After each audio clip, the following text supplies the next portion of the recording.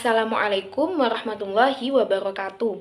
Perkenalkan, kami dari kelompok 12 dengan anggota kelompok. Perkenalkan, nama saya Feby Wulandari dengan NIM 2002102041198. Saya Ivana Hedi Ramzamila, NIM 2002-102-4217. Nama saya Imratul Azizah dengan NIM 2002-10204045. Saya Rizky Duratul Sarani dengan nomor induk mahasiswa 2002-102-04224. Di sini kami akan mempresentasikan hasil diskusi kelompok kami mengenai prinsip-prinsip disiplin kelas.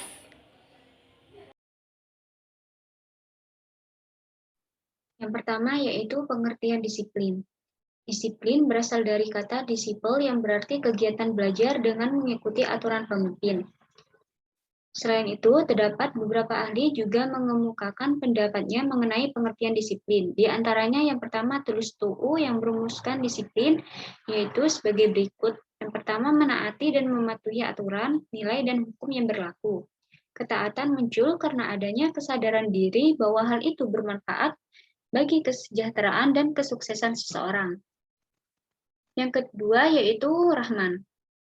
Menurut Rahman, disiplin adalah upaya pengendalian sikap spiritual seseorang atau masyarakat dengan mengembangkan kepatuhan dan ketaatan pada aturan dan tata tertib berdasarkan dorongan dan kesadaran. Yang ketiga, Mulyana. Menurut Mulyana, disiplin merupakan keadaan tertib di mana orang-orang yang tergabung dalam satu organisasi dapat mematuhi peraturan yang telah ditetapkan dengan senang hati.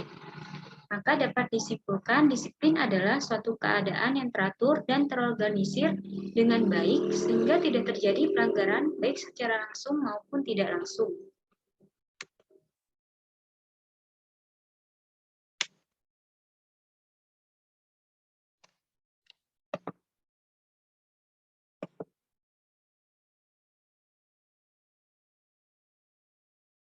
Yang kedua yaitu tahapan-tahapan memelihara disiplin kelas.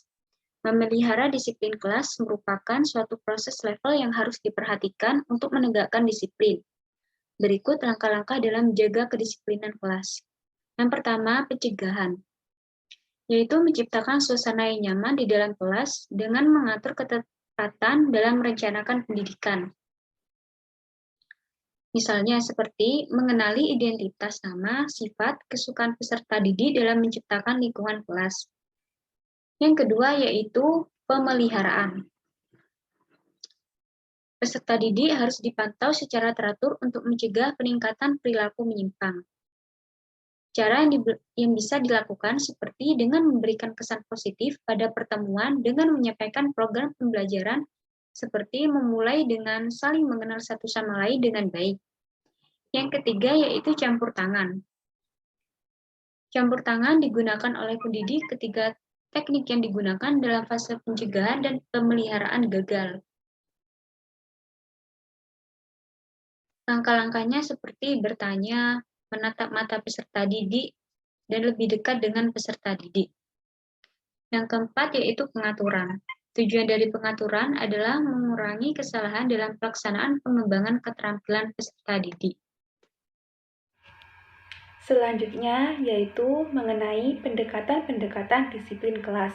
Pendekatan yang dapat digunakan dalam menegakkan disiplin pada diri peserta didik dibagi menjadi dua.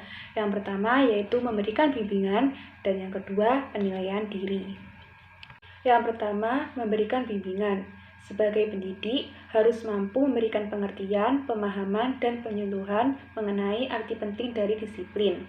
Selanjutnya, pendidik bisa menjelaskan mengenai peraturan atau tata tertib yang ada di lingkungan sekolahnya, terutama di dalam kelas, agar peserta didik mampu mengenali dan memahami dirinya, sehingga peserta didik mampu menyesuaikan terhadap peraturan atau tata tertib yang ada. Yang kedua, penilaian diri. Di sini pendidik diharapkan mampu memberikan kesempatan kepada peserta didik agar mereka bisa menilai dirinya sendiri atas perilaku atau perbuatan yang mereka lakukan, sehingga mereka mampu bertanggung jawab terhadap tindakannya. Oleh karena itu, terdapat beberapa hal yang harus dilakukan oleh pendidik dalam pendekatan disiplin. Yang pertama, menjelaskan prinsip-prinsip pedagogi dan hubungan interpersonal. Yang kedua, mengembangkan dan membentuk profesionalisme personel dan sosial lulusan. Yang ketiga, merefleksikan tumbuhnya kepercayaan diri dan kontrol peserta didik. Yang keempat, meningkatkan kesungguhan dalam bertindak dan berkreativitas baik pada pendidik maupun peserta didik tanpa adanya rasa curiga dan takut.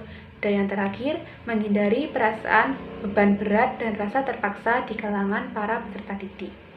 Selanjutnya, terdapat 4 strategi pendidik yang dapat digunakan untuk mewujudkan disiplin kelas. Yang pertama, mendisiplinkan diri sendiri. Yang kedua, menumbuhkan kesadaran. Yang ketiga, mewujudkan kerjasama. Dan yang keempat, memperlakukan peserta didik secara adil. Yang pertama, mendisiplinkan diri sendiri. Penerapan disiplin kelas harus dimulai dari pendidik atau wali kelasnya terlebih dahulu. Mengapa demikian? Tentu saja sebagai pendidik kita harus memberikan contoh kepada peserta didik bagaimana cara bersikap, cara bertindak dan berperilaku sesuai dengan peraturan yang ada.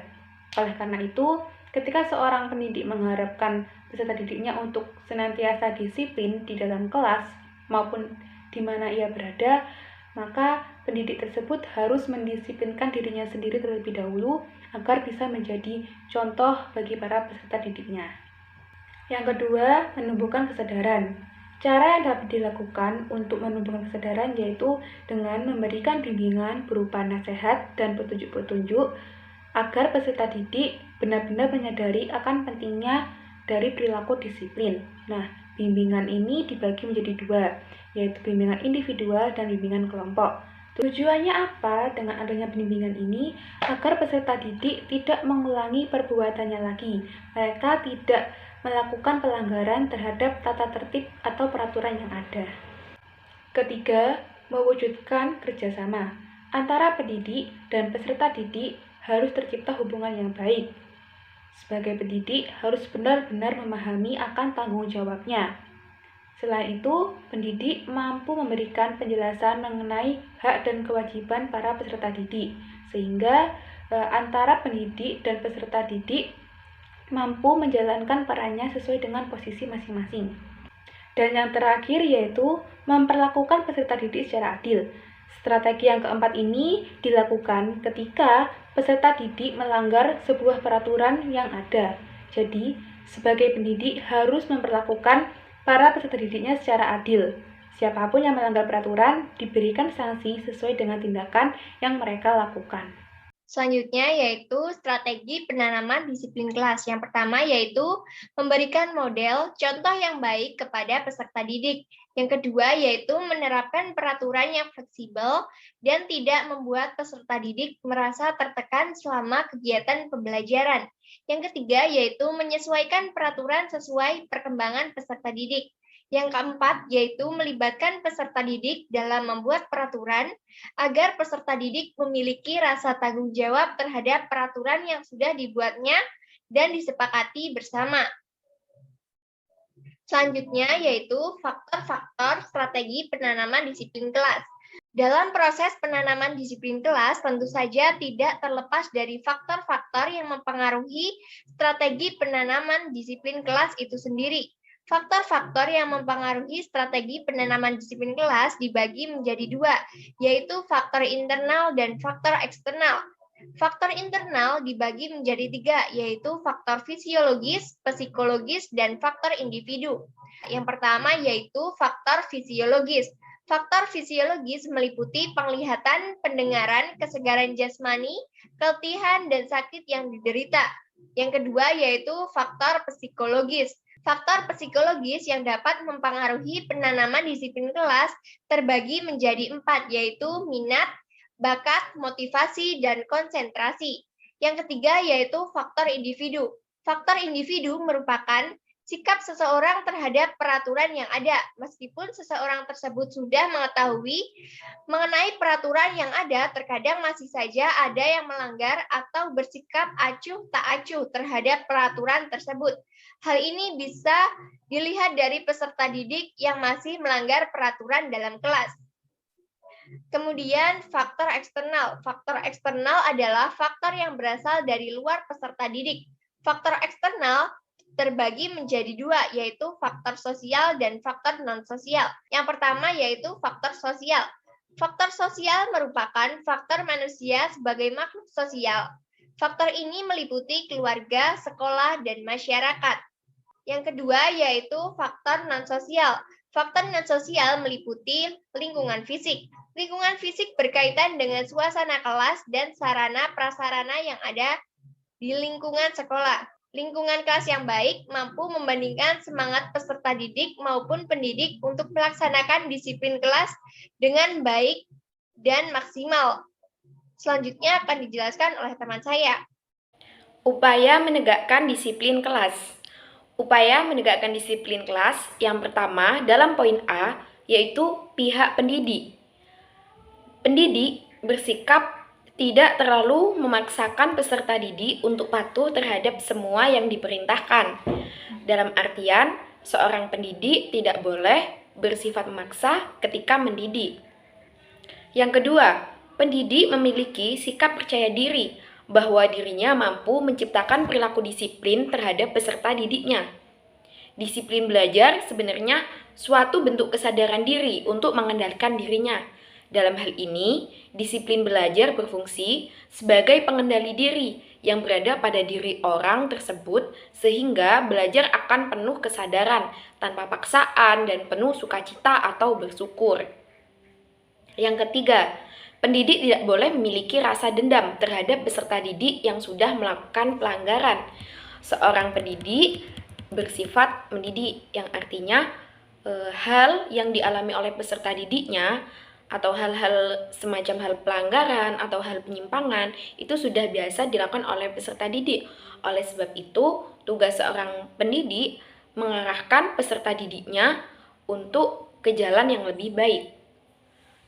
Pendidik tidak memberikan janji-janji kepada peserta didik agar mengikuti peraturan yang ada secara memaksa. Pendidik mampu bergaul dengan peserta didik, tetapi tidak berlebihan hanya sebagai pendidik dan peserta didik yang akrab. Dalam hal ini, seorang pendidik juga harus menciptakan suatu hubungan yang erat dengan peserta didiknya, dengan tujuan untuk selalu mendapatkan rasa atau memiliki kedekatan, dalam artian suatu kedekatan ini yang nantinya akan berfungsi untuk memahami karakter di setiap siswanya. Akan tetapi juga tidak berlebihan hanya sebagai pendidik dan peserta didik yang akrab saja. Pihak peserta didik. Peserta didik harus memiliki rasa tanggung jawab atas setiap perilaku dan sikap disiplin kelas. Seorang peserta didik atau seorang siswa harus memiliki rasa tanggung jawab atas perbuatan atau setiap perbuatan yang telah dilakukannya. Contohnya, ketika seorang siswa datang terlambat dan tidak mengikuti kegiatan upacara bendera. Dari situ, ketika seorang siswa tersebut diberi sanksi, maka siswa tersebut harus bertanggung jawab dan harus mau melakukan sanksi tersebut. Nah, dari situ agar seorang siswa tersebut juga bisa memiliki sikap disiplin di kelas dan tidak mengulangi kejadian tersebut. Peserta didik memiliki kesadaran yang tinggi untuk mematuhi peraturan yang ada. Setiap peserta didik juga harus wajib mematuhi peraturan-peraturan yang ada di sekolah. Peserta didik bersikap sebagai pengontrol dirinya sendiri dalam setiap tindakan yang dilakukan tanpa harus diawasi orang lain, atau peserta didik harus bersikap secara mandiri. Yang keempat, ketika peserta didik melakukan pelanggaran, maka peserta didik harus berani menerima sanksi dari apa yang dilakukannya dan memiliki kesadaran untuk tidak mengulanginya lagi. Pada poin ini berkaitan erat dengan poin yang pertama, bahwa seorang peserta didik harus memiliki rasa tanggung jawab atas perilaku dan harus memiliki sikap disiplin di kelas. Dalam pihak orang tua, Sebagai orang tua, tentunya orang tua juga sangat berperan dalam menegakkan kedisiplinan. Hal ini dilakukan agar anaknya mampu membiasakan sikap disiplin. Selain itu, orang tua harus mendukung kebijakan sekolahnya agar anak senantiasa bersikap disiplin dimanapun ia berada. Nah, berikut merupakan upaya yang bisa dilakukan oleh pihak orang tua. Antara lain, orang tua mengetahui peraturan apa saja yang ditetapkan di sekolah anak-anaknya. Dari sini, orang tua juga harus memperhatikan terhadap segala kebijakan atau peraturan-peraturan yang ada di sekolah. Orang tua mengawasi kegiatan-kegiatan yang dilakukan anak-anaknya, terutama di lingkungan keluarga dan lingkungan masyarakat. Orang tua wajib menegur dan menasihati anak-anaknya ketika melakukan kesalahan atau melakukan pelanggaran tata tertib sekolah agar tidak mengulanginya kembali. Dari sini bukan poin dari pihak pendidik saja, melainkan juga dari pihak orang tua itu bahwasanya sangat penting untuk memberi nasihat-nasihat kepada anaknya ketika anak tersebut melakukan pelanggaran. Karena beberapa anak melakukan pelanggaran hanya karena ingin mendapatkan perhatian dari orang tuanya. Demikian yang dapat kelompok kami sampaikan. Kurang lebihnya mohon maaf. Terima kasih. Wallahul muwaffiq ila aqwamit thoriq. Wassalamualaikum warahmatullahi wabarakatuh.